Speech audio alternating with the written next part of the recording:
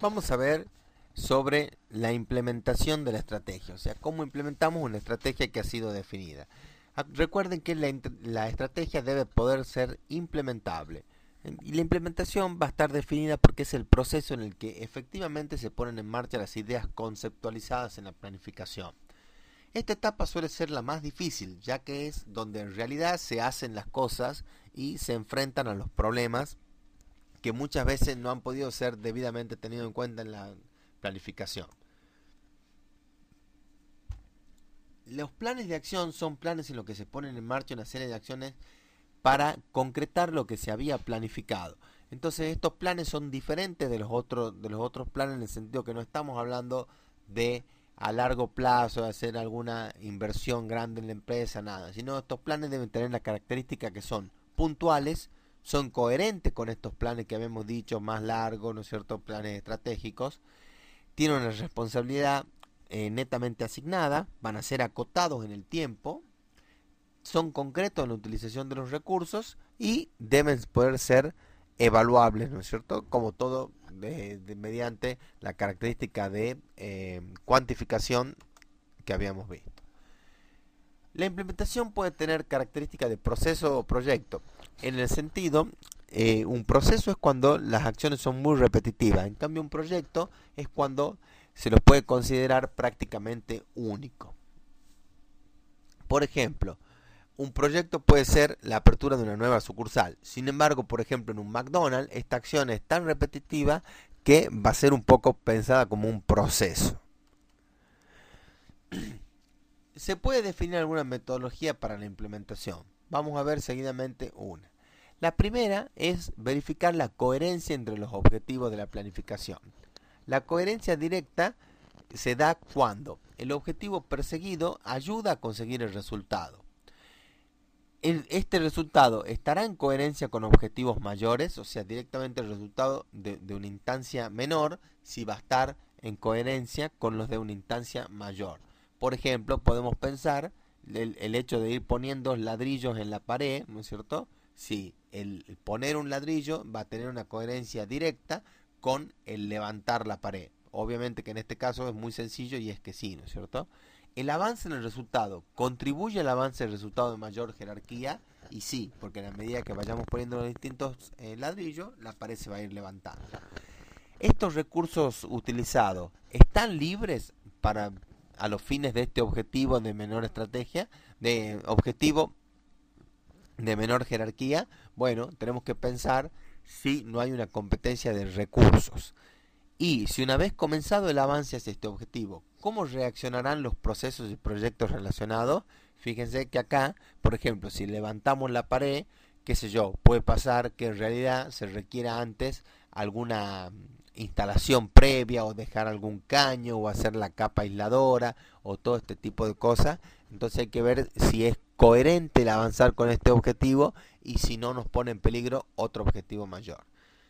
Sin embargo, también hay una coherencia indirecta o diferida que va a ocurrir cuando, por ejemplo, si es que tenemos que bajar el presupuesto porque estamos excedidos en gasto. Bueno, uno puede decir, compramos una maquinaria. Y si compramos esa maquinaria, vamos a ahorrar. Entonces, bueno, parece que sea importante comprar la maquinaria. Sin embargo, en un primer momento, esa compra va a hacer que se eleve el gasto. Entonces, fíjense que por ahí puede parecer que en un corto plazo va a ir en contra.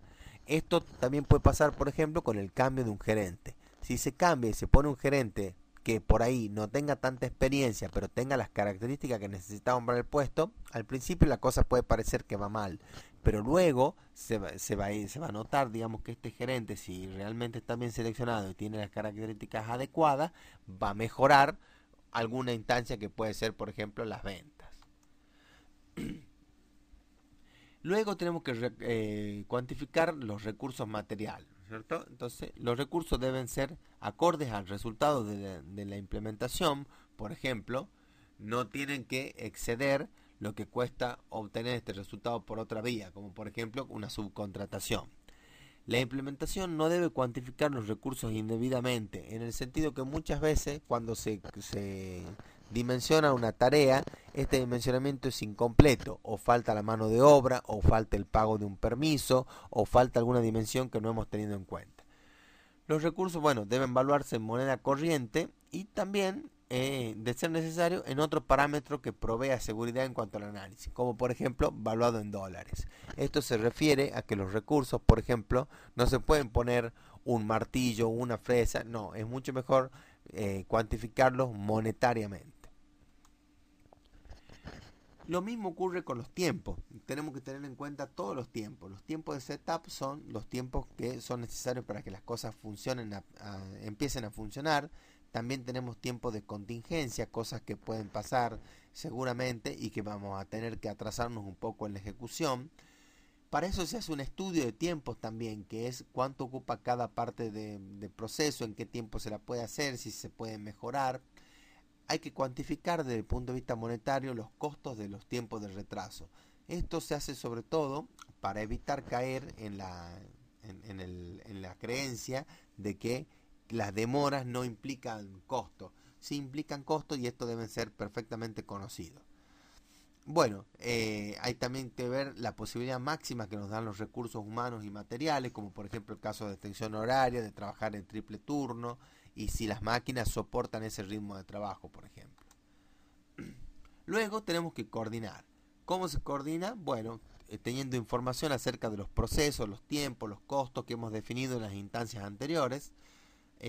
Hay que informar también acerca, hay que recabar información sobre la coordinación interna.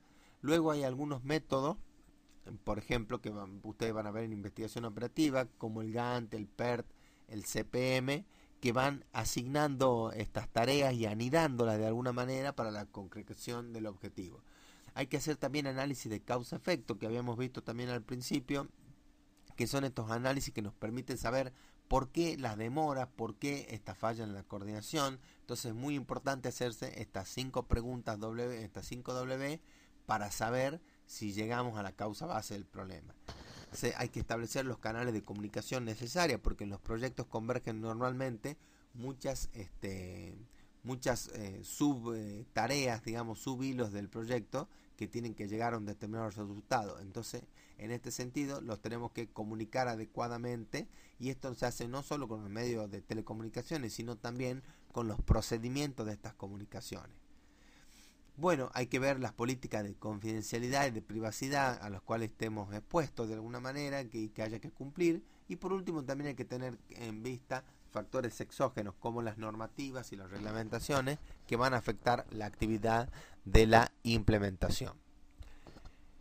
Hay que ver también, habíamos dicho también, las contingencias. Hay que, por ejemplo, ahí puede haber fallas en el proceso. Hay que hacer también un ABC de las contingencias. No todas las contingencias son igualmente importantes y tienen el mismo impacto. Para esto, luego vamos a ver cuando veamos gestión de proyectos, se gestionan los riesgos del proyecto y de la implementación. Hay que tener elementos alternativos de respaldo. Por ejemplo, lo más normal que podemos hablar es de cortes de energía, por ejemplo. Entonces nos conviene llevar grupo electrógeno, nos conviene llevar herramientas que se puedan hacer manual o a su vez también automatizadas. ¿Cuáles son los costos de estas diferentes alternativas? ¿Van a ser siempre de alguna manera similares? No, por supuesto que no. Entonces hay que ver cuál de estas alternativas nos conviene. Entonces también hay esquemas alternativos de coordinación. Con los mismos recursos y los mismos tiempos se podrían hacer diferentes esquemas en función de hacer pequeños cambios.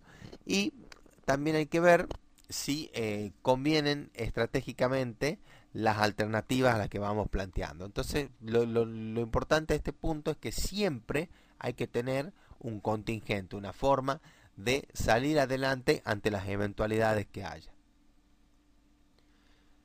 Por último, hay que ir evaluando y controlando los avances de la implementación. También hablábamos acá de costos y premios, de incumplimiento, de beneficios en la implementación, de ver cuánto estamos, por ejemplo, dispuestos a pagar por algunos atrasos y este tipo de cosas, en función si se incluyen en el precio, o si nuestros proveedores se atrasan, si le vamos a cobrar algún tipo de multa.